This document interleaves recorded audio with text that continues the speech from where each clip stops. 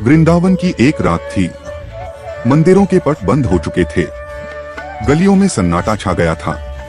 चांदनी रात थी और मंद मंद पवन बह रही थी। केवल कहीं कहीं भजन की ध्वनि सुनाई दे रही थी। एक बुजुर्ग पंडित जी, जो पास ही की गली में छोटे से घर में रहते थे, रोज ठाकुर जी को भोग लगाकर ही सोते थे। उस रात अचानक उन्हें ध्यान आया कि आज दिन भर की व्यस्तता में ठाकुर जी को भोजन ही नहीं कराया। मन व्याकुल हो उठा। उन्होंने सोचा, हे बिहारी जी, मुझे क्षमा करना, आज सेवा अधूरी रह गई। वे जल्दी जल्दी रसोई में पहुंचे, पर घर में अधिक सामग्री नहीं थी।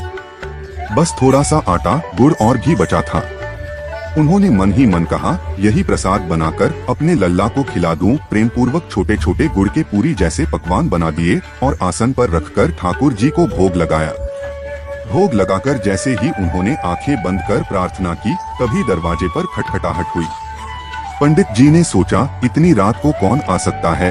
दरवाजा खोला तो देखा, एक 8 से 9 साल का सांवला सुंदर बालक खड़ा है। घुंघराले बाल, चेहरे पर अलौकिक आभा। बालक ने कहा, बाबा, भूख लगी है, कुछ खाने को मिलेगा क्या? पंडित जी चकित रह गए। बोले, बेटा, संयोग से अभी अभी ठाकुर जी को भोग लगाया है, वही प्रसाद तुम्हें दे देता हूँ। बालक ने मुस्कुराकर कहा, तभी तो आया हूँ बाबा, ठाकुर जी का प्रसाद मिले, यही तो इच्छा थी। पंडित जी ने बड़े प्रेम से थाली आगे कर दी। बालक ने दोनों हाथों से उठाकर भोजन करना शुरू किया।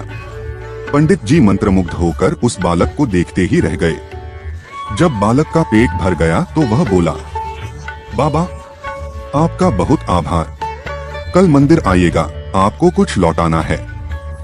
इतना कहकर वह बालक अचानक ओझल हो गया। पंडित जी रात भर सोचते रहे कि यह बालक कौन था। अगली सुबह वे मंदिर पहुँचे। वहां पहुंचकर देखा तो लोग आपस में चर्चा कर रहे थे, कल रात बिहारी जी को भोग नहीं चढ़ पाया, पता नहीं ठाकुर जी ने भोजन किया भी या नहीं। भंडारी जी ने तभी पुकारा, पंडित जी, देखिए, ठाकुर जी के अधरों पर गुड़ और घी की महक अब भी है। लगता है किसी ने रात्रि में ही उन्हें भोजन कराया है। पंडित जी की आंखों से आंसू बहने लगे। उन्होंने पूरी घटना सुनाई और समझ गए कि रात को जो बालक उनके घर आए थे, वही स्वयं बिहारी जी थे। उस दिन से पंडित जी का विश्वास और भी दृढ़ हो गया कि ठाकुर जी अपने भक्तों के भाव से बंधे हैं। यदि सच्चे मन से पुकारो तो वे स्वयं आकर प्रसाद ग्रहण करते हैं।